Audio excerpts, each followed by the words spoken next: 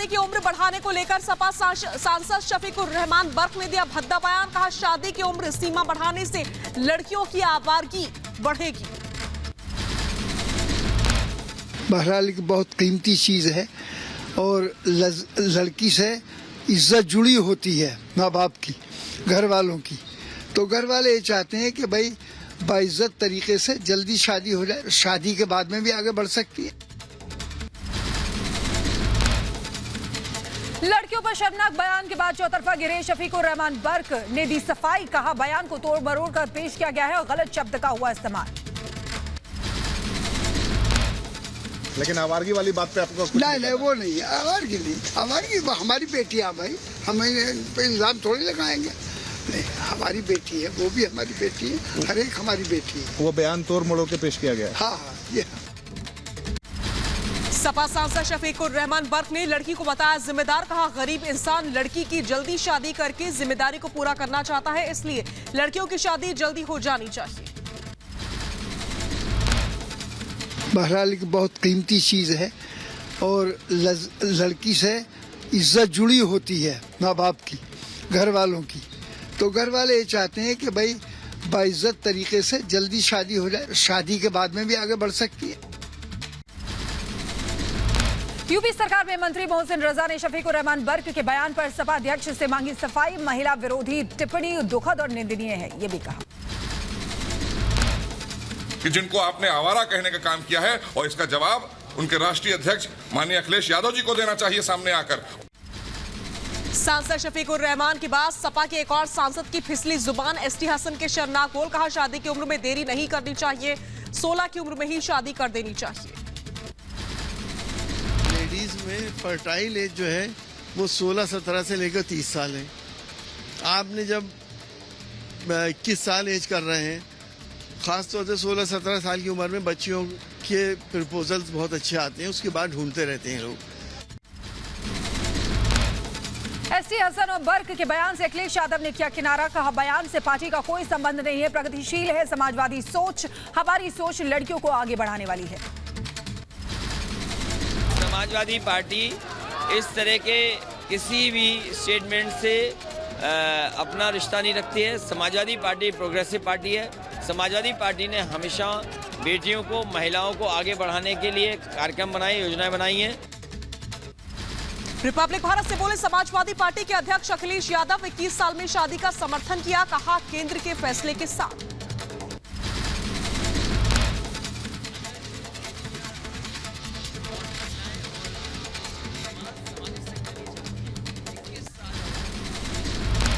शफीकुर रहमान बर्क के बयान को राष्ट्रीय महिला आयोग अध्यक्ष रेखा शर्मा ने बताया शर्मनाक। कहा 18वीं सदी में जीते हैं शफीकुर रहमान जैसे लोग लड़कियों को आगे नहीं बढ़ने देना चाहते हैं। मुझे लगता है बहुत ही शर्मनाक घटना है ये। इनकी सोच जानवरों वाली सोच है, मुझे लगता है। एआईएमआईएम अध्यक्ष असदुद्दीन ओवैसी ने लड़कियों की 21 साल की उम्र में शादी के फैसले का विरोध करते हुए कहा कि अगर लड़की 18 साल में बालिग तो फिर क्यों ना हो शादी, शादी के अलग नियम क्यों हैं? असदुद्दीन ओवैसी ने पूछा जब 18 साल में वोट दे सकते हैं तो शादी क्यों नहीं कर सकते? 18 साल हो लड़कियों की शादी की उम्र। शादी की उम्र बढ़ाने का देवबंदी उलेमा ने किया विरोध। का सरकार नई शरीयत कानून के हिसाब से चलेंगे, शादी के लिए 18 साल की उम्र बिल्कुल सही है। 18 साल की उम्र मुनासिब थी, 21 साल की उम्र ज़्यादा लंबा वक्त तो हो जाता है, तो जो है 18 साल की उम्र मुनासिब थी। बाकी है कि सरकार का फैसला है, सरकार जो करना चाहती है, जो करती है वो करती चली आई है। शादी की उम्र बढ़ाए जाने के फैसले का मुख्य इमाम उमेर अहमद इलियासी ने किया स्वागत। का बच्चियों के भविष्य से नहीं होना चाहिए खिलवाड़, हर चीज पर राजनीति करना गलत है। जब 21 साल की हो जाएगी तो बिल्कुल मैच्योर्ड हो जाएगी और उस लायक हो जाएगी कि वो अपनी हर चीज को, अच्छे बुरे को समझ सकती है। बीजेपी नेता शहजाद पूनावाला का सपा सांसद शफीकुर रहमान बर्क पर पलटवार। कहा सपा नेताओं के महिला विरोधी बयान वोट बैंक की राजनीति करने का हिस्सा है।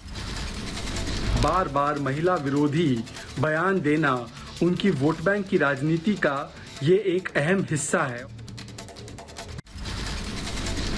लड़कियों की शादी की उम्र बढ़ाने के फैसले को मनाने से मुस्लिम धर्मगुरु मानने से मुस्लिम धर्मगुरु सुफियान निजामी का इनकार, कहा मुस्लिम समाज में नहीं होता बाल विवाह, मौजूदा कानून स्वीकार है। तो बड़े पैमाने पर मुसलमानों में कतई तौर पर बाल विवाह कहीं भी नहीं होता है। ये बात अलग है कि दूसरी कम्युनिटीज़ के अंदर इस तरीके की विवाह की शिकायतें बड़े पैमाने पर पाई जाती हैं। कर्नाटक विधानसभा में कांग्रेस विधायक ने महिलाओं पर दिया बेहद शर्मनाक बयान, कहा जब रेप रोक नहीं सकते तो विरोध भी ना करें। कांग्रेस विधायक के आर रमेश कुमार की अमर्यादित टिप्पणी पर कर्नाटक विधानसभा में अध्यक्ष विश्वेश्वर कगेरी हंसते हुए नजर आए। विधायकों ने भी दिखाई बेशर्मी। महिलाओं पर अभद्र टिप्पणी करने पर चौतरफा घिरे कांग्रेस विधायक के आर रमेश, माफी मांगने पर भी एमएलए को दिक्कत है, अगर लगाकर विधानसभा पे माफी मांगी है। मीडिया के सवालों से भागे कांग्रेस विधायक के आर रमेश, पत्रकारों के सवाल पूछने पर जवाब देने से बचे। के आर रमेश के खिलाफ वकील ने दर्ज कराई शिकायत। वकील विनीत जिंदल ने राज्यपाल से भी कानूनी कार्रवाई करने और विधायक के रूप में अयोग्य घोषित करने की मांग की। कांग्रेस विधायक रमेश कुमार ने महिलाओं पर आपत्तिजनक बयान पहली बार नहीं दिया है। फरवरी 2019 में भी रेप को लेकर कर चुके हैं महिलाओं पर आपत्तिजनक टिप्पणी। रिपब्लिक के सवालों पर बौखलाए कांग्रेस नेता रमेश कुमार, रिपोर्टर की माइक पर मारा हाथ, कहा नहीं दूंगा कोई जवाब। BJP leaders have demanded your I will not react. Let us not talk. I said I will not react. Let us not talk. केंद्रीय मंत्री स्मृति ईरानी का कांग्रेस विधायक के आर रमेश पर तीखा हमला, कहा एमएलए के आर रमेश पर लिया जाए एक्शन। इस मामले में कांग्रेस की चुप्पी पर भी उठाए सवाल। कांग्रेस के एक नेता ने एक शर्मनाक बयान दिया है महिला और बलात्कार के वक्त महिला को बलात्कार किस प्रकार से उसमें आनंद लेना चाहिए। कांग्रेस का वो नेतृत्व जो बार बार उत्तर प्रदेश में दुहाई देता है कि मैं लड़की हूँ, लड़ सकती हूँ, अगर इतनी हिम्मत है तो पहले इस नेता को अपनी पार्टी से निष्कासित करो। कांग्रेस विधायक रमेश कुमार की भद्दे टिप्पणी पर प्रियंका गांधी ने किया ट्वीट, सिर्फ निंदा कर झाड़ा पल्ला। ट्वीट में एमएलए पर कार्रवाई की नहीं की कोई बात। कांग्रेस विधायक के बयान पर बोले यूपी के मंत्री ब्रजेश पाठक, इसकी निंदा होनी चाहिए। यूपी में ऐसा होता तो हम उस पर कार्रवाई करते। बहुत ही दुखद है और इस पे निंदा होनी चाहिए, उनको माफी मांगनी चाहिए। मुझे तो लगता है उत्तर प्रदेश में होता तो इस पर हम कार्रवाई करते। कांग्रेस विधायक के रेप पर विवादित बयान के बाद से कर्नाटक सदन का घेराव करेगी बीजेपी। सांसद तेजस्वी सूर्या ने कहा के आर रमेश ने झूठी माफी मांगी, सोशल मीडिया पर माफी मांगने से कुछ नहीं होता, सदन में माफी मांगी जाए। समाजवादी पार्टी की सांसद जया बच्चन ने कांग्रेस विधायक के आर रमेश के बयान पर निशाना साधा, कहा ऐसी सोच के लोगों पर शर्म आती है। मुझे शर्म आती है कि ऐसे लोग, ऐसे सोच के लोग पार्लियामेंट में या असेंबली में बैठे हुए हैं। रिपब्लिक नेटवर्क से बातचीत के दरमियान कर्नाटक कांग्रेस के नेता बयान पर बोले संजय निषाद, कांग्रेस पार्टी के नेताओं को बिन बताए लगाम के घोड़े हैं, कहा ऐसे लोगों को प्रियंका को पार्टी से निकालना चाहिए। आरक्षण मतलब है जैसे मजबूत घोड़ा और कमजोर घोड़ा हो, किसी एक टोकरी में चने हो तो मजबूत वाला सब खा जाता है, कमजोर वाला ऐसे और कमजोर होता जाता है। तो ये अवसर दिया जाता है कि मजबूत वाले को किनारे कर दो और कमजोर वाले को जो चाहिए वो दे दो। कर्नाटक सरकार की मंत्री ने शशिकला जोली ने रमेश कुमार के बयान की निंदा की है, साथ ही स्पीकर के हंसने को बताया गलत, कहा हम बयान के खिलाफ विरोध कर रहे हैं। कर्नाटक के विधायक के आर रमेश कुमार की विवादित बोल पर कांग्रेस नेता राशिद अल्वी का बयान, पार्टी रमेश कुमार पर करेगी कार्रवाई, राहुल और प्रियंका नहीं देंगे कोई बयान। जो कुछ उन्होंने कहा है उसकी मैं निंदा करता हूं और उनके खिलाफ निश्चित तौर से कार्रवाई होनी चाहिए। किसी भी संगठन के अंदर जरूरी नहीं होता है कि उसका बड़ा नेता उस पर कमेंट करे। रमेश कुमार के बयान को केंद्रीय मंत्री प्रहलाद जोशी ने बताया दुखद, कहा यह कांग्रेस की घटिया सोच का सबूत है, कांग्रेस घटिया स्तर की राजनीति करती है। ऐसे बात रखे हैं श्री रमेश कुमार, वो बहुत सीनियर है, स्पीकर रह चुके हैं और कांग्रेस पार्टी इस लेवल पर अगर if they stoop to this level, हम क्या बोले इसमें। रमेश कुमार के बयान को लेकर के बीजेपी का कांग्रेस पर हमला, कहा कांग्रेस का इतिहास रहा है महिलाओं का अपमान करने का, ऐसा बयान देना बेहद दुखद और निंदनीय है। बहुत ही दुखद और शर्मसार करने वाला बयान है। और कांग्रेस में आप लोगों ने देखा कि लगातार इतिहास रहा है कि महिलाओं के बारे में इस तरह के अपमानजनक टिप्पणियां लगातार की गई हैं। रमेश कुमार के बयान से डीके शिव कुमार ने झाड़ा पल्ला, कहा मुझे इसके बारे में कुछ नहीं पता। साथ ही सवाल कर रहे पत्रकार पर भी उठाए सवाल। कांग्रेस नेता रमेश कुमार पर भड़की रेखा शर्मा, कहा अगर विधानसभा के अंदर ना बोलकर बाहर बोलते तो मैं रमेश कुमार के खिलाफ लेती एक्शन। अगर विधानसभा स्पीकर भी हंस रहे हैं तो विधायक पर क्या एक्शन होगा? और हमें इनको सेंसिटिव करने की जरूरत है, इनके अगेंस्ट एक्शन लेने की जरूरत है। मैं नहीं ले सकती क्योंकि ये असेंबली में हुआ है। अगर ये बाहर हुआ होता तो मैं आज इनको सम्मन कर चुकी होती। कर्नाटक विधायक के बयान को रॉबर्ट वाड्रा ने बताया गलत, कहा महिलाओं को सुरक्षित रखना चाहिए। ऐसे बयान निंदाजनक है। सांसद नवनीत कौर राणा ने रमेश कुमार पर बोला हमला, कहा महिलाओं के अपमान की बात माफी का कोई मतलब नहीं। बयान पर कांग्रेस पार्टी प्रमुख को स्पष्टीकरण देना चाहिए। कांग्रेस का विधायक के आर रमेश के बयान से किनारा। पार्टी के प्रवक्ता रणदीप सुरजेवाला ने बयान पर ट्वीट किया, लिखा ऐसे बयान का समर्थन नहीं करते। रमेश कुमार की टिप्पणी पर निर्भया की मां का बयान, कहा ऐसा इंसान नेता बनने लायक नहीं है, माफी मांगकर एहसास कर रहे हैं। मानसिकता तो उन्होंने जो बोला पूरा देश ने देखा। ये पूरे देश की महिलाओं की और बच्चियों के लिए एक गाली है। कांग्रेस विधायक के विवादित बयान पर बोली डीसीडब्ल्यू अध्यक्ष स्वाति मालीवाल, कहा रेपिस्ट और घटिया सोच वाले आदमी को विधानसभा में बैठने का हक नहीं है। एफआईआर दर्ज करके विधानसभा से बर्खास्त करें। मैं कर्नाटका सरकार से अपील करती हूं कि इस एमएलए के ऊपर तुरंत एफआईआर दर्ज की जाए, तुरंत इसको अरेस्ट किया जाए, इसकी विधानसभा से सदस्यता रद्द की जाए और इसकी जितनी भी वीआईपी सिक्योरिटी इसको और इसके परिवार को मिली हुई है वो सब छीन ली जाए। कांग्रेस की गढ़ रायबरेली में समाजवादी रथ यात्रा लेकर पहुंचे अखिलेश यादव। विजय रथ यात्रा में दिखी सैकड़ों कार्यकर्ताओं की भीड़, कहा विधानसभा चुनाव में कांग्रेस के लिए नहीं छोड़ेंगे एक भी सीट। समाजवादी पार्टी के अध्यक्ष अखिलेश यादव ने फिर कहा चुनावों में बीजेपी का होगा सफाया। बीजेपी ने दिक्कत, जिल्लत और किल्लत के सिवाय कुछ नहीं दिया। भारतीय जनता पार्टी ने जनता को दिक्कत, किल्लत और जिल्लत के अलावा कुछ नहीं दिया है। अखिलेश यादव ने यूपी के मंत्री के विधानसभा में दिए बयान को बताया धरती का सबसे बड़ा झूठ। स्वास्थ्य मंत्री ने कल कहा था कि ऑक्सीजन से यूपी में नहीं हुई एक भी मौत। भारतीय जनता पार्टी का हर वादा जुमला निकला, हर बात उनकी झूठी है कि ऑक्सीजन की वजह से किसी की जान नहीं गई है। अखिलेश यादव ने कहा चुनाव आते ही धार्मिक चश्मा लगा लेते हैं यूपी के सीएम योगी आदित्यनाथ। यूपी को हर चीज में पीछे किया। बाबा मुख्यमंत्री जी कोई खेल ही नहीं खेलना जानते हैं। जैसे ही चुनाव करीब आए तो धार्मिक चश्मा लगा लीजिए, हर चीज धार्मिक चश्मे से देखिए। समाजवादी पार्टी के अध्यक्ष अखिलेश यादव ने कहा बीजेपी का हर वायदा निकला जुमला, झूठ के फूल में नहीं बची कोई खुशबू। बिजनौर में उद्घाटन के दौरान सड़क टूटने पर अखिलेश ने ली चुटकी, कहा नारियल लेकर जाओ, नारियल नहीं टूटेगा, सड़क टूट जाएगी। अब टमाटर फोड़कर हो सड़क का उद्घाटन। अगर उद्घाटन के लिए नारियल लेके जाओ तो नारियल नहीं टूटेगा, सड़क टूट जाएगी। अब भारतीय जनता पार्टी हो सकता है नारियल की जगह टमाटर का इस्तेमाल करे सड़क के उद्घाटन में। गंगा एक्सप्रेसवे के शिलान्यास की पहले अखिलेश का बीजेपी पर अटैक, बोले मायावती ने देखा था गंगा एक्सप्रेसवे का सपना। अब बीजेपी मायावती के कामों का शिलान्यास कर रही है।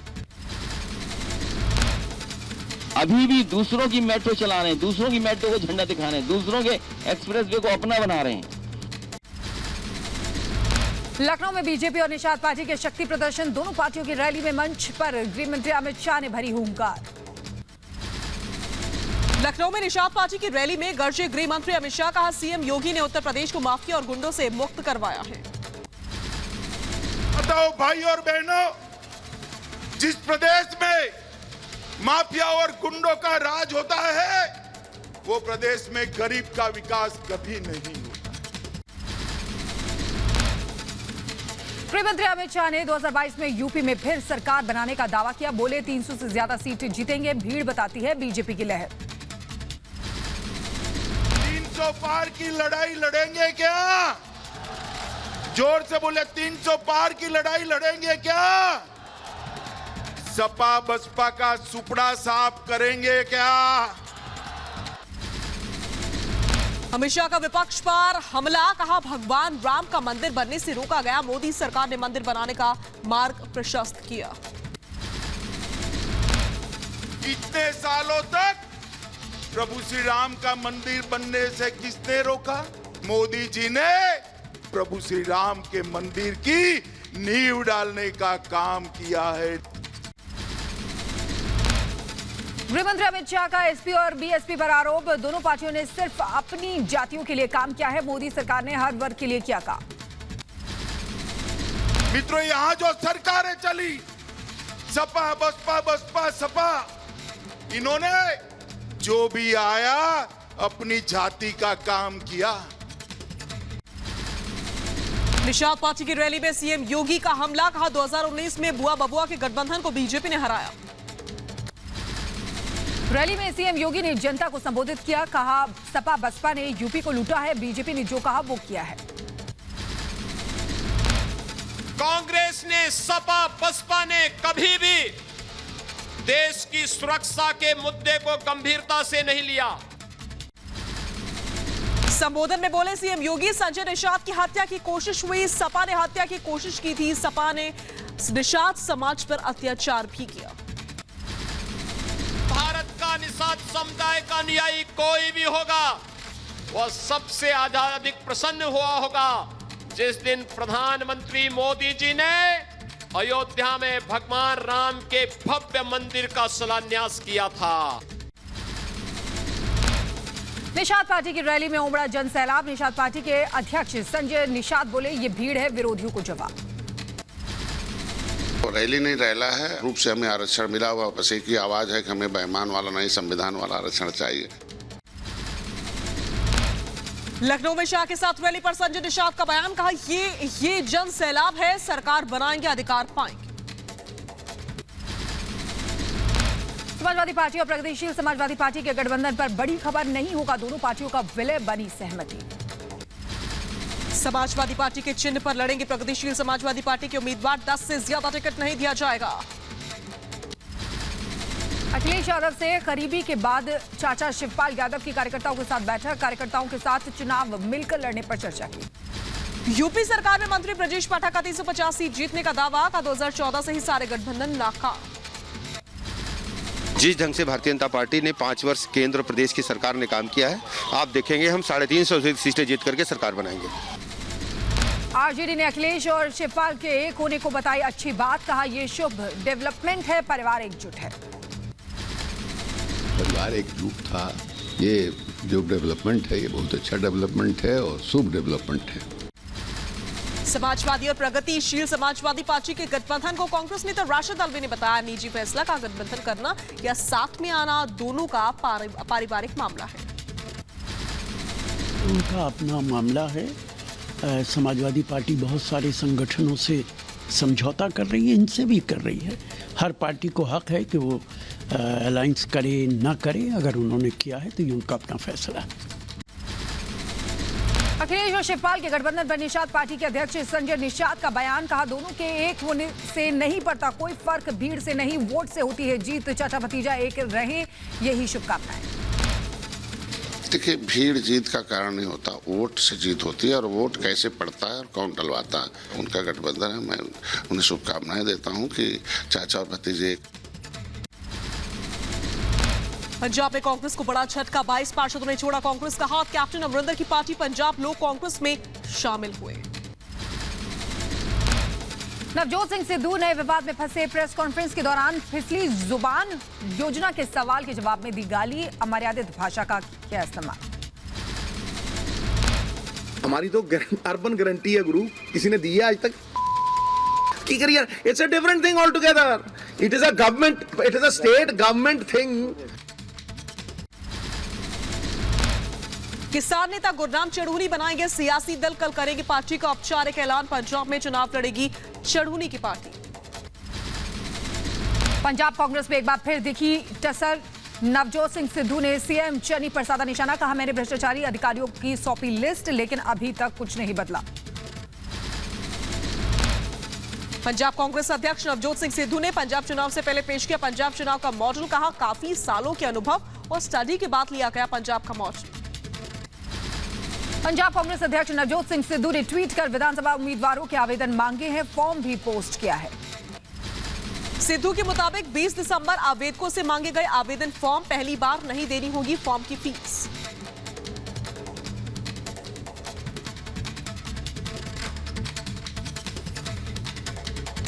और यहां रुकेंगे एक छोटे से ब्रेक के लिए, खबरों का सिलसिला जारी रहेगा।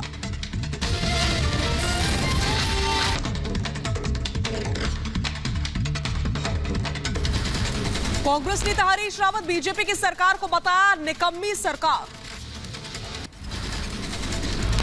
कैप्टन की पंजाब लोक कांग्रेस पार्टी के साथ बीजेपी ने आधिकारिक गठबंधन का ऐलान किया। हमारी साथ हुई वार्ता के बाद में मैं कह सकता हूं कि तय है कि हम साथ मिलकर के चुनाव लड़ेंगे, हम साथ मिलकर के चुनाव लड़ रहे हैं। पंजाब बीजेपी प्रभारी शेखावत से मुलाकात के बाद बोले कैप्टन, का पंजाब विधानसभा चुनाव 101% जीतेंगे हम। गृहमंत्री अमित शाह ने फिक्की की 94वीं वार्षिक आम बैठक में हिस्सा लिया। फैसला गलत हो, कई बार लिए जाते हैं, सैकड़ों फैसले लेते हैं, कोई फैसला गलत नहीं हो, मगर नीयत गलत है ऐसा कोई नहीं कह सकता। फैसला लेने का कारण गलत था, बुनियाद गलत थी, हमारी नीयत गलत थी, ऐसा कोई नहीं। फिक्की में संबोधन के दरमियान अमित शाह ने कांग्रेस पर साधा निशाना। कहा पहले सरकार 50 साल चलती है तब 4-5 कोई फैसले लेती थी, अब 5 साल सरकार चलती है और 50 फैसले लिए जाते हैं। कोई सरकारें 50 साल चलती है तब 4-5 फैसला ऐसा होता है जो युग परिवर्तनकारी होता है। इस सरकार 5 साल चली और 50 से ज्यादा ऐसे फैसले लिए हैं जो युग परिवर्तनकारी है, बहुत बड़ा अंतर है। पीएम मोदी ने यूपी के 36 बीजेपी सांसदों के साथ नाश्ते पर मुलाकात की। मुलाकात के दौरान गैर राजनीतिक चर्चा की गई।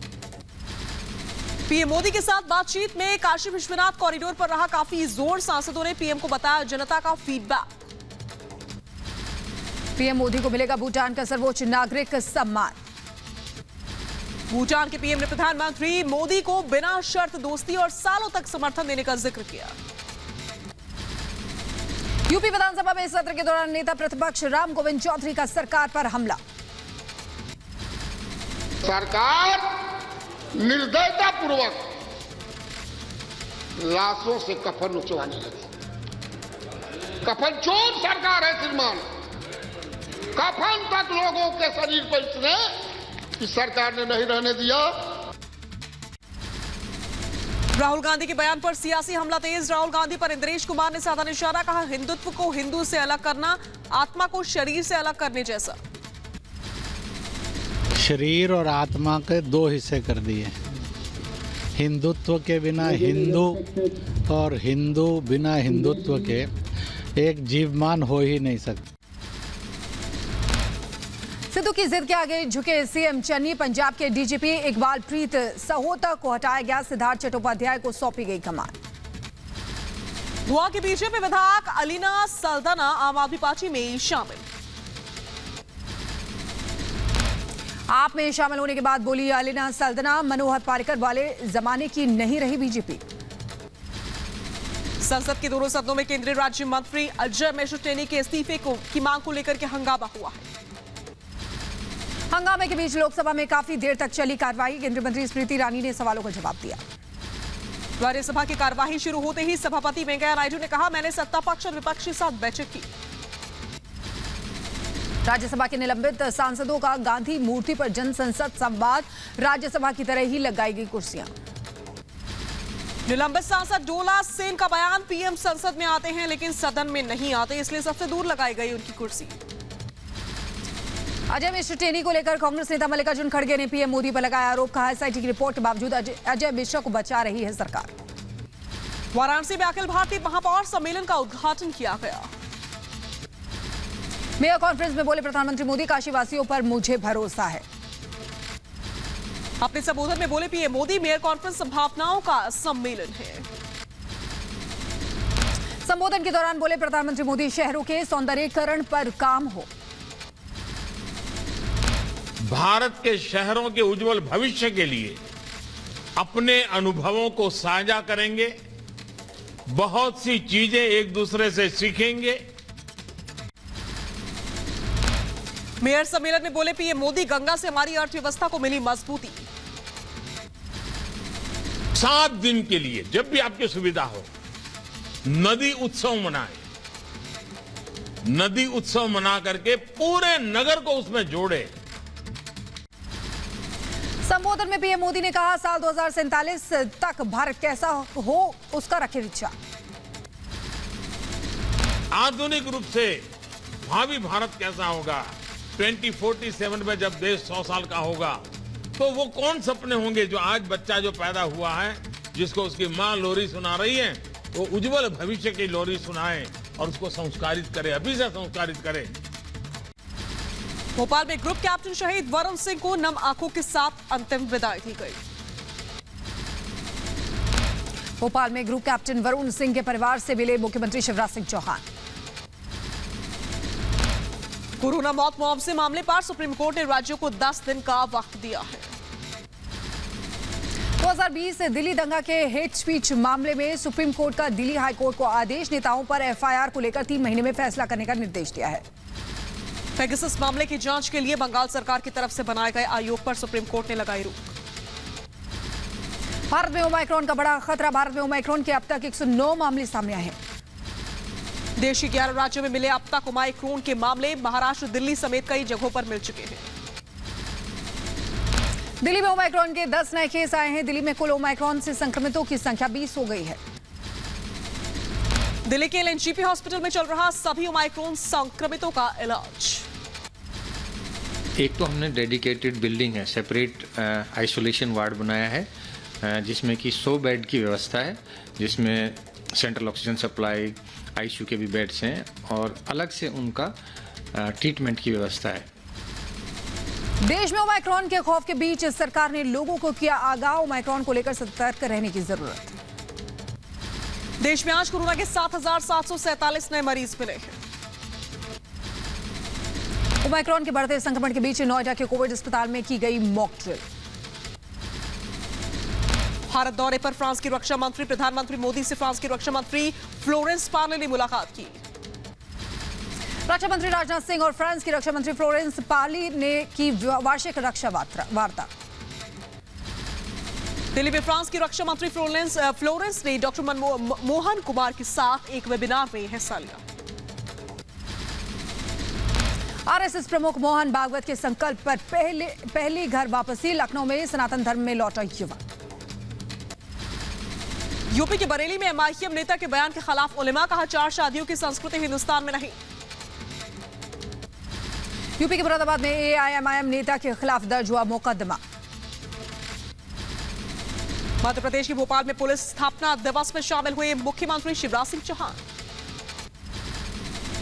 उत्तराखंड के अल्मोड़ा में मुख्यमंत्री पुष्कर सिंह धामी ने ग्रामीण व्यापार केंद्र का उद्घाटन किया। राष्ट्रपति रामनाथ कोविंद ने ढाका में पुनर्निर्मित रमना काली मंदिर का उद्घाटन किया। दिल्ली में साहित्य उत्सव में शामिल हुई केंद्रीय मंत्री स्मृति ईरानी, कहा अभिव्यक्ति का इस्तेमाल या तो एकजुटता में हो सकता है या उसे भंग करने में। दिल्ली में रेजिडेंट डॉक्टर्स की हड़ताल, ओपीडी और इमरजेंसी सेवा ठप होने की वजह से बढ़ी मरीजों की दिक्कत। दिल्ली में काउंसलिंग की मांग को लेकर अनिश्चितकालीन हड़ताल पर है रेजिडेंट डॉक्टर।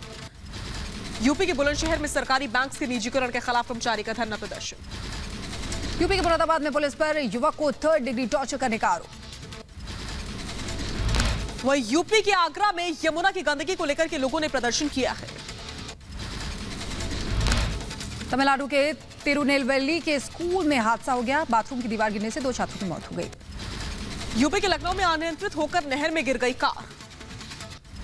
जम्मू कश्मीर में तवी नदी पर युवती की तलाश में जुटी एसडीआरएफ की टीम। जम्मू कश्मीर में टेंट में लग गई भीषण आग। पंजाब में बीएसएफ को मिली बड़ी कामयाबी, जवानों ने सीमा पार से हेरोइन की तस्करी को नाकाम किया है।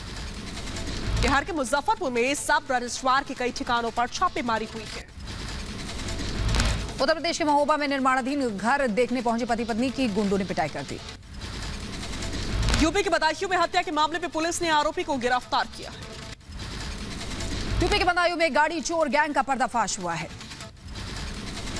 दिल्ली के शालीमार बाग में बेखौफ बदमाशों ने महिला को 150 मीटर तक घसीटा। यूपी के बदायूं में पिता की डांट खाने के बाद युवक ने लगाई फांसी। यूपी के बदायूं में रोना पोस्ट और अवैध शराब के साथ गिरफ्तार हुए 5 तस्कर। यूपी सहारनपुर में मामूली विवाद में 2 गुटों में जमकर मारपीट हुई है। पश्चिम बंगाल के हुगली में तृणमूल कांग्रेस के छात्र संघ टीएमपीसी और एसएफआई के बीच भारी झड़प। मध्य प्रदेश के इंदौर में नगर निगम की लापरवाही सामने आई है। बिहार के गया में नक्सलियों की फसल ना काटने के आदेश से डरे हुए हैं किसान।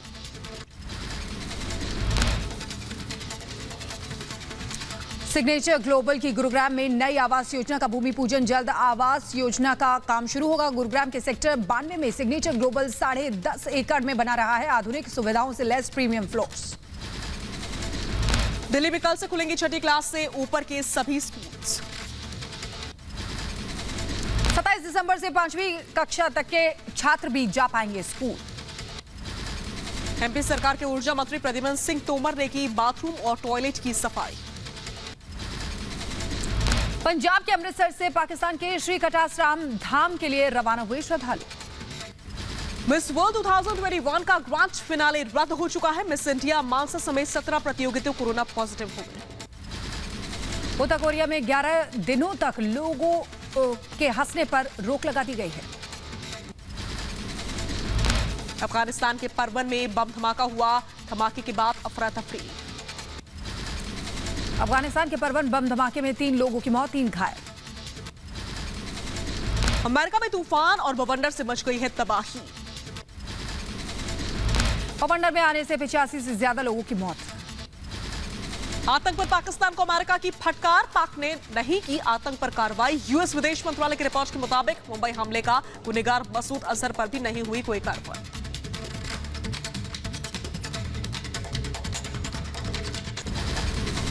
हमने आपसे पूछा था कि रेप पर शर्मनाक बयान देने वाले विधायक को बर्खास्त करना चाहिए या फिर नहीं, और आपने अपने विचार ऐप पर रखे तो उनके मुताबिक 96% का कहना है हां और 4 का कहना है ना। सुपरफास्ट 200 में फिलहाल इतना ही, लेकिन बाकी बड़ी खबरों के लिए बने रहिए रिपब्लिक भारत के साथ।